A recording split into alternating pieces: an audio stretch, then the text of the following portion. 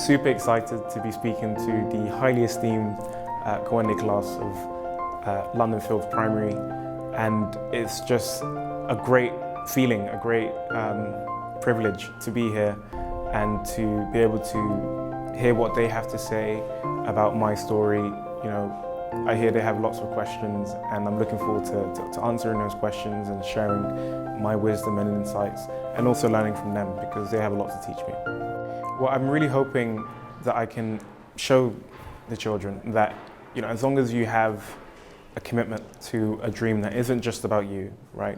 That isn't selfish, but it's about how you improve society, but also pursue your own interests and your own creativity and your own, you know, the things that make you tick, that give you energy. But also, you know, thinking about the wider community and the wider global community. As long as you can do that, then you'll be fine.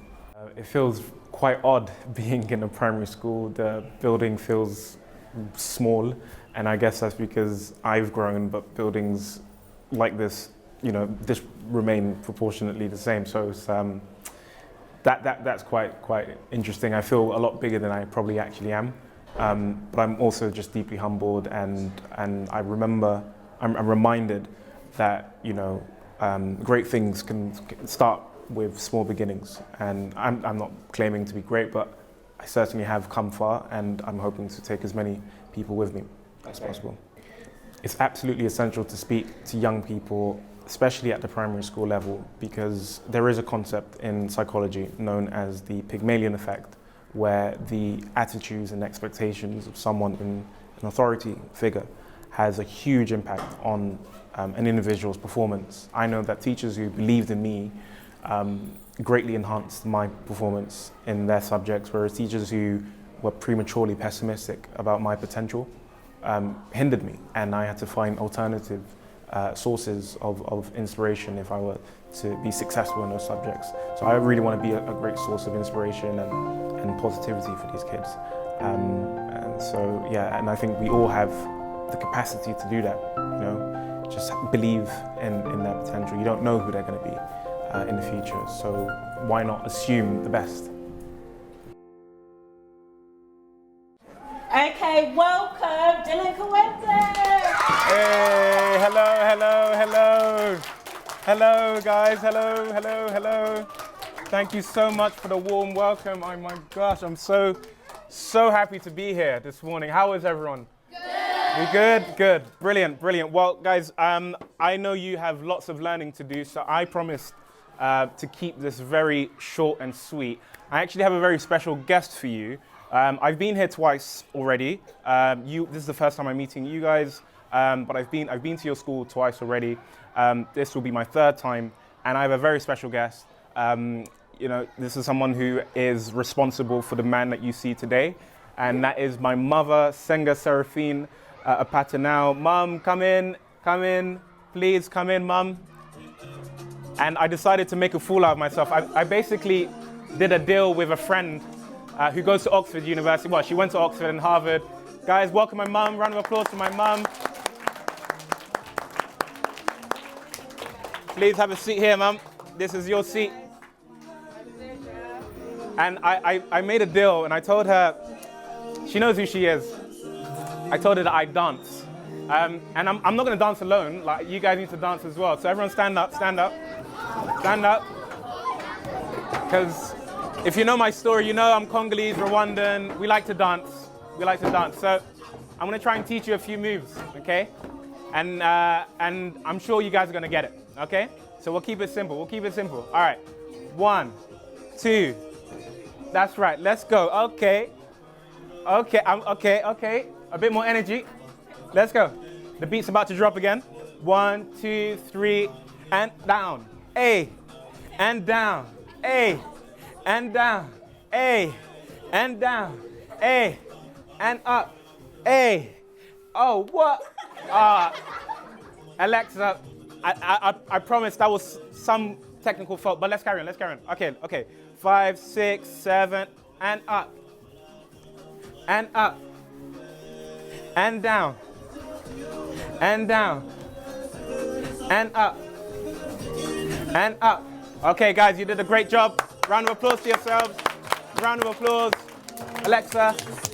Yeah, I thought you'd say that. Goodbye. All right.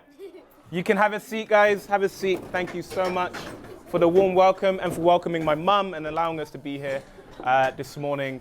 So I am here today for a couple of reasons. One, to meet you. Lovely, just amazing individuals. I've heard such wonderful things about you. Incredibly smart, incredibly driven. And you can rest assured that I'm going to be a part of your journey for a long time. I'm quite young. Not as young as you guys, but quite young. So I'm committed to helping you guys fulfill your potential. And part of the reason why I'm here is to announce, how I plan to invest in your future.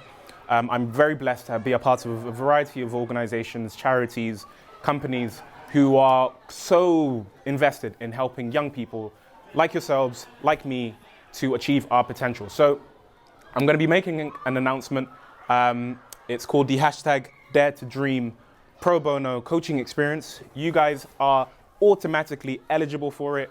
And I'm going to explain that, what that entails in just a moment. But before I do, I also have another, something else that I want to talk about. How many of you had a chance to see the speech that I had written up? I'm hoping you may have had some questions for me in relation to, okay, I don't want to spoil it. Fine, good. I saw some hands go up, which means we're on track. Okay, so let me give some context for those who are just joining on Instagram and those who are going to be watching the recording. So I'm studying law at Cambridge University. That's why I'm wearing this gown. I love this gown. It makes me look like Harry Potter. And studying law means I'm having to deal with a lot of big problems in the world, right? So, racial justice, climate justice, addressing income inequality. How can lawyers, the role that we play is an important one, and how can we, not just one lawyer, not just me, but as a community of lawyers, how can we help each other? So this speech that I have is directed to everyone. It's about how the law is crucial, is a crucial tool, a crucial weapon against the chaos that we see in the world, right? I want you guys to feel safe when you're on the streets. I want you guys to feel as though you have a future that is secure, and the law has an important role in addressing that, in ensuring that you have a safe and secure future. So this speech, I'm going to deliver the speech, right? I don't expect you to understand everything that I say. A lot of what I'm saying is actually addressed to the people who are going to be watching the recording, the people who are watching live now, who are also lawyers. And this is something that I hope all of us can be on board on, can be on board. And so the title of this speech is The Humanity of Regenerative Law, How Pluralism Will Heal Us. I'm going to deliver the speech now. I ask that you try your best to, focus and engage. And I'm looking forward to the questions that you guys have for me afterwards. So here's the speech. Almost 30 years have passed since the racist murder of Stephen Lawrence. The event was a watershed in legal history as it exposed fundamental weaknesses of the criminal justice system. 6 years of campaigning by Baroness Lawrence led to the public inquiry that deemed the Metropolitan Police, the UK's largest police authority, to be guilty of institutional racism. Coined in Sir William Macpherson's report, the term became a cornerstone for anti-racism and contributed to equality reforms like the Race Relations Amendment Act of 2000. Such reforms represented a paradigm shift in race relations in the UK and helped the country transcend from the race riots of the 80s and casual bigotry of the no blacks, no dogs, no Irish variety. There were rumours that Britain was becoming a post-racial society. Then in May 2020 came a discordant ring. News of George Floyd's murder at the hands of US law enforcement reignited global conversations around race relations. Like in the event of Stephen Lawrence, George Floyd's treatment by the police was an affront to the rule of law. It was a stark reminder that the life of a black man can be typecast as not deserving the same level of respect and protection by officers of the law. Of course, issues of stereotyping and unconscious racial bias are less explicit and commonplace. Nevertheless, we must accept that they still disadvantage litigants in civil, criminal, and immigration cases and hamper the prospects of aspirant lawyers. Just under 14% of practicing barristers and 15% of first 6 pupils in 2019 were from BAME backgrounds, according to the Bar Standards Board. According to the Lamy Review of 2017, black people are 6 times more likely to be stopped and searched by the police than white people. But it is not just the police that appear to be guilty of racial bias. So too is the judiciary. The Lamy Review showed that BAME defendants were 240% more likely to be given a prison sentence for a drug offence than white defendants. Black people make up 3% of the general population in the UK, yet account for 12% of prisoners and 21% of children in custody. All of those black prisoners, including the children, were sent to prison by a judge rather than a jury, which suggests that our judges have a deeper and more entrenched bias issue than our juries. These disconcerting statistics naturally raise the question, how should the law and the legal profession respond? In summary, I will argue that we must adopt a pluralistic approach to generate a fair consensus. Like the proverbial human cell that renews itself after injury, our generation has the opportunity to restore trust and confidence in the criminal justice system, despite its long history of racial bias. I propose that we do this in 3 ways. 1, embrace complexity. Lord Chancellor and Secretary of State for Justice, Robert Buckland, rightly asserts that the criminal justice system is not a single entity, but rather an ecosystem of interconnecting and mutually dependent parts. The complexity of the CJS presents challenges that are impossible to be resolved through any single intervention. As such, we need interdisciplinary conversations and partnerships from mental health professionals and economists to charities and grassroots communities, and implement a plurality of initiatives. This includes publishing sentencing remarks in the Crown Court in video, audio, and written format. This would address the trust deficit identified by Lamy by making justice more transparent, pandemic-proof, and comprehensible for victims, witnesses, and offenders. Digitization is a costly but worthwhile investment. Second, I recommend compulsory unconscious bias training for the courts and practitioners. The first step to behavioral change is recognition. By requiring judges and practitioners to confront and reflect on our own biases, because we can all be biased, we can reduce their impact. Another outcome is that judges will learn to adapt their style of communication to suit the different cultures of those appearing in court. My second recommendation is to commit to responsible innovation. It is a truism that navigating the challenges before us will not be feasible if we retain the same mindsets and fallacies that created them. Take, for example, the Gangs Violence Matrix, GVM, an intelligence tool used by the Metropolitan Police to identify and risk assess gang members across London. There are 2 major issues with the GVM. 1, it treats knife crime primarily as an enforcement issue, and 2, it conflates criminals and victims of gang-related crimes. 1 is problematic because this approach only deals with the eventual manifestation of the problem rather than the underlying causes. To address disproportionality, you must also address deprivation.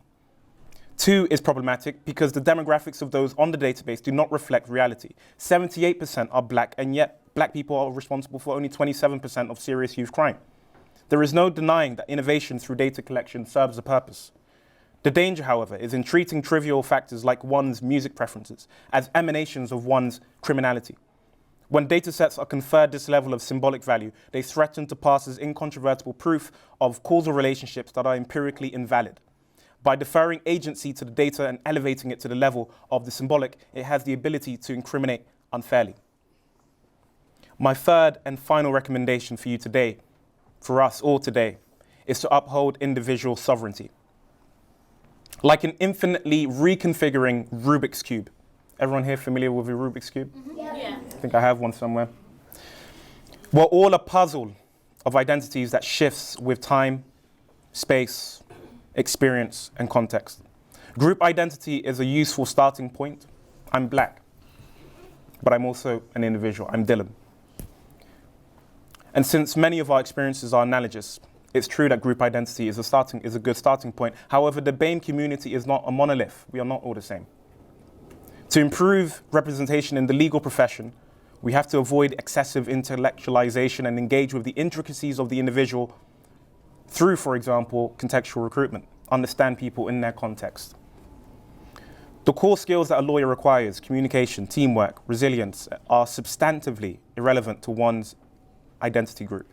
By providing one with equal opportunities to strengthen these skills through paid work experience, not unpaid work experience, we're not slaves. Paid work experience, scholarships, full ride scholarships, mentorship, the stereotypes normally associated with one's group identity then have less weight, which reduces inequality of outcome. By working regeneratively, we can change perceptions and create the conditions for individuals and communities to adapt, evolve, and thrive. Thank you.